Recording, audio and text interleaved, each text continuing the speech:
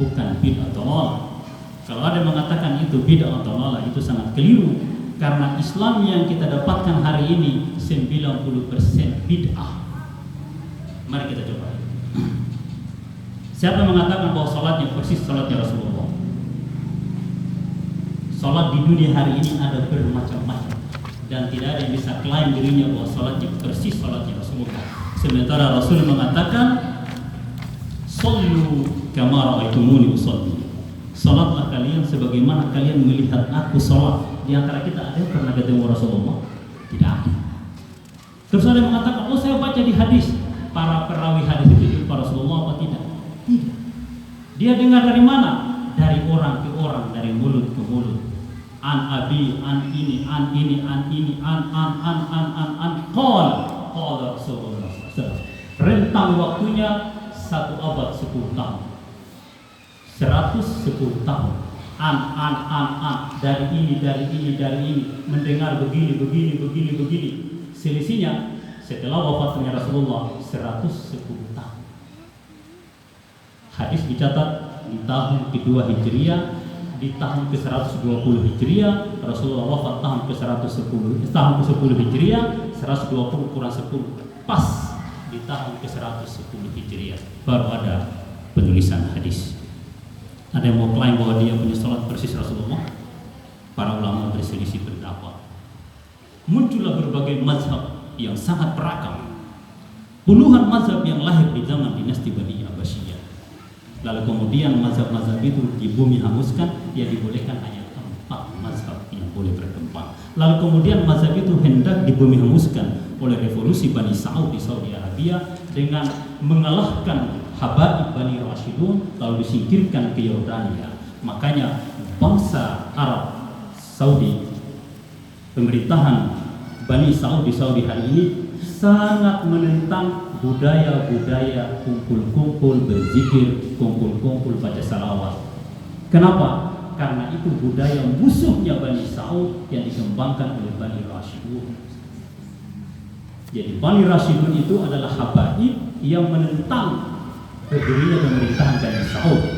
Terjadilah pertempuran di zaman itu yang membunuh sekitar 13.000 jiwa tewas dalam pertempuran antara Bani Rashidun yang habaib melawan Bani Saud yang dibantu oleh Muhammad bin Abdul Wahhab dengan bantuan militer Inggris yang dipimpin oleh seorang intelijen Inggris yang bernama Lawrence, yang sekarang disebut dengan Lawrence of Arab. Jadi 5 negara Arab yang kaya raya itu negara buatan intelijen Inggris. Tujuan apa? Tujuannya untuk menjawab dan menghalangi gerakan Partai Ba'ath yang dikembangkan oleh Jamal Abdul Nasir di Mesir dan Saddam Hussein di Irak. Dan di seluruh negara Arab saat itu ada pergerakan Partai Ba'ath. Partai Ba'ath itu partai sosialis sekuler yang kemudian oleh Inggris karena mereka membenci gerakan sosialis, maka dibangunlah segerakan revolusi melalui negara-negara bentukan intelijen Inggris yang saat ini kita kenal dengan kerajaan Saudi, kerajaan Kuwait, kerajaan Bahrain, kerajaan Qatar, kerajaan Oman.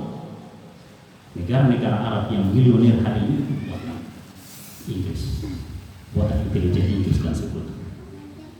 Seperti itu. Dan negara-negara Arab yang hari ini diobrak-abrik, dihancurkan, dikasih babak belur, bahkan mencapai sebuah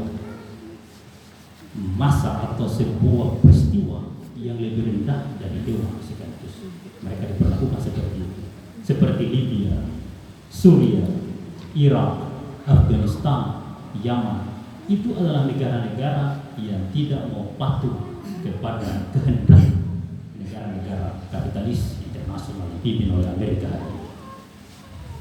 Mereka ini dihancurkan karena mereka tidak mau mentaati keinginan bangsa-bangsa yang hari ini arogan ingin menguasai bumi. Siapakah yang menjawab tantangan itu? Yang menjawab tantangan itu adalah habaib. Siapa yang menghadapi semua revolusi yang dilancarkan oleh Amerika dan sekutu-sekutunya, itu yang hadapi oleh habaib. Dan habaib-habaib itu disesatkan oleh kelompok yang hari ini menguasai pemerintahan Saudi Arabia. Makanya Nahdlatul Ulama tidak boleh benci kepada Habaib, dan kita adalah ormas yang melindungi keluarga Rasulullah Sallallahu Alaihi Wasallam. Kita adalah ormas yang lahir untuk menyelamatkan kuburan Rasulullah di Medina ketika Wahabi berdiri ingin membongkar kuburan Rasulullah di Medina. Jadi di dalam Masjid Nabawi itu ada makamnya Rasulullah, Abu Bakar As-Siddiq dan Umar bin Khattab. 3 makam itu mau dibersihkan oleh pemerintah Saudi Arabia. Kemudian Ki Haji Hasyim Asy'ari membentuk komite Hijaz, lalu mengirim Wahab Hasbullah ditemani oleh beberapa orang ulama pada saat itu, termasuk Hasan Gepo, termasuk ada satu ulama NU yang tewas saat sholat Idul Fitri di Jakarta ketika ada orang menembak Bung Karno, ternyata peluru itu nyasar ke ulama tersebut. Salah satu adalah seorang ulama Mesir yang tinggal di Surabaya, itu juga ikut berangkat menemani Wahab Hasbullah untuk memohon kepada pemerintahan Saudi Arabia yang baru itu akan beberapa hal, diantaranya yang boleh jadi imam di Masjidil Haram dan Masjid Nabawi, Masjid Haramain, itu harus berganti-ganti.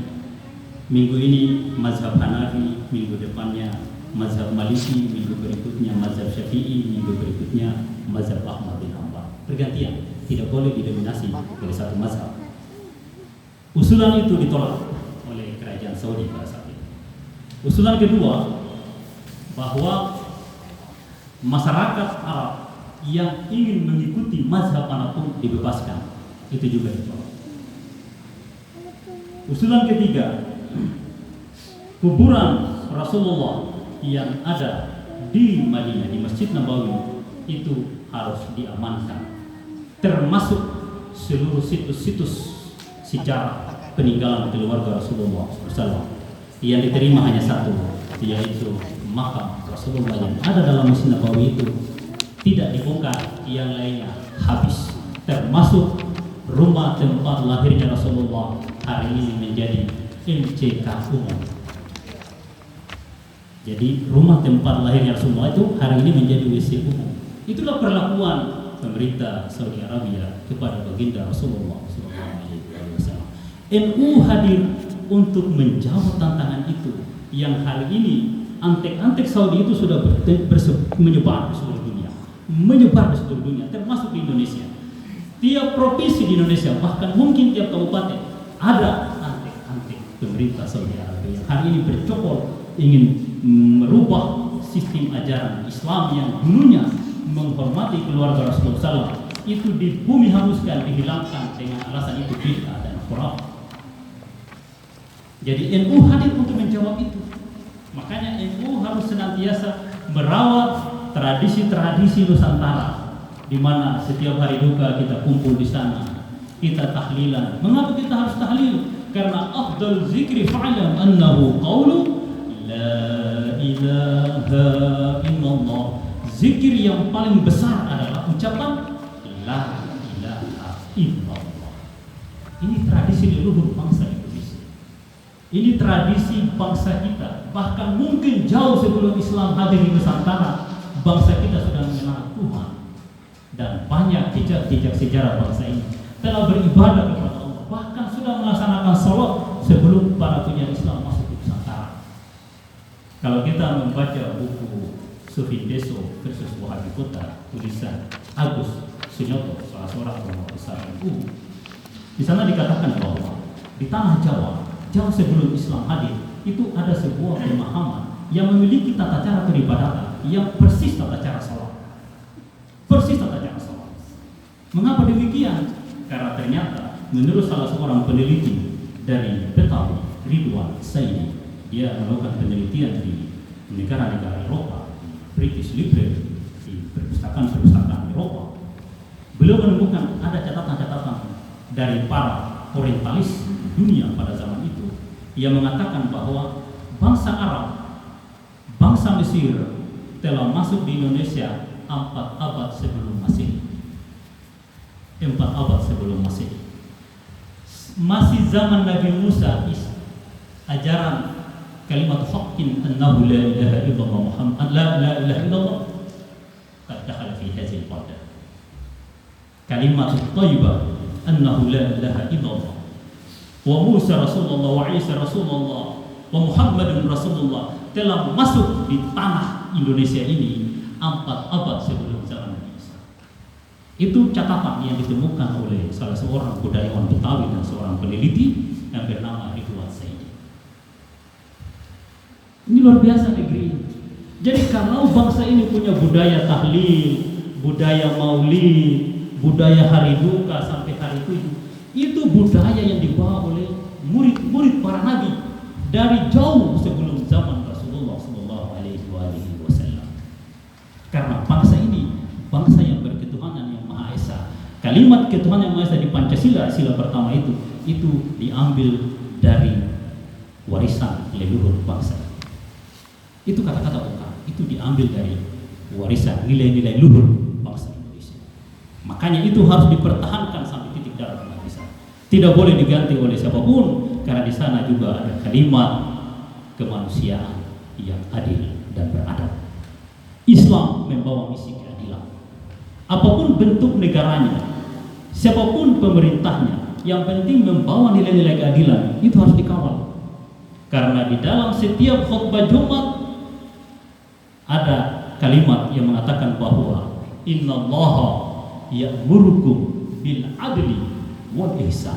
Sesungguhnya Allah memerintahkan kita semua untuk berbuat adil dan berbuat baik. Include kalimat itu dan sinkron terkonfirmasi dalam kalimat kemanusiaan yang adil dan beradab.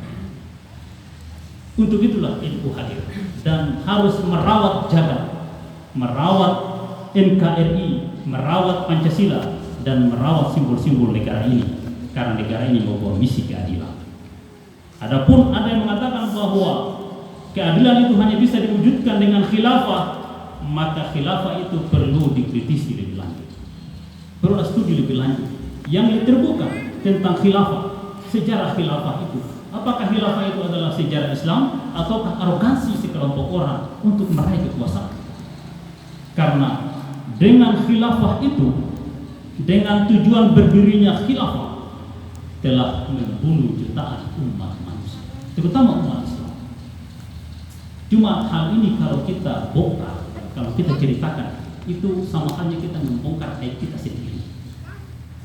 Dan tidak nyaman kalau kita jelaskan di forum yang terbuka seperti ini. Tapi dalam forum-forum terbatas, kita harus ceritakan sejarah masa lalu. Kalau itu ditutupi, maka sekelompok orang yang hari ini memperjuangkan khilafah itu menjadi benar. Karena dianggap khilafah itu adalah ajaran Tuhan, padahal khilafah itu adalah warisan Yunani kuno. Sistem yang dikembangkan oleh para khilafah-khilafah masa lalu itu adalah monarki absolut yang pernah dikembangkan di zaman Romawi kuno. Ahlul Halli wal Aqdi yang pernah dikembangkan di zaman dinasti Bani Abbasiyah itu adalah sistem pemerintahan zaman Romawi juga, yang diistilahkan dengan Consilium Plebis. Sistem musyawarah juga, itu juga peninggalan zaman Yunani kuno. Ada istilahnya juga itu. Ya jelas itu semua warisan Yunani kuno. Itu bukan warisan Islam.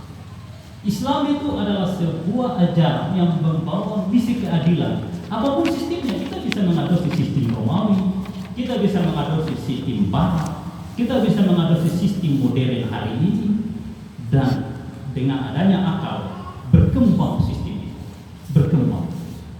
Tujuannya adalah merawat bumi, merawat persaudaraan, menegakkan nilai-nilai keadilan dalam bentuk yang beragam sesuai dengan selera zaman. NU hadir untuk itu.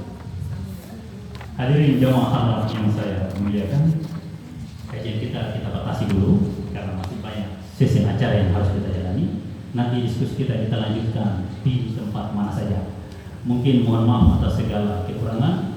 Usikum wa nafsi bitaqwallah. Wallahu muwaffiq ila aqwamit thariq. Assalamualaikum warahmatullahi wabarakatuh.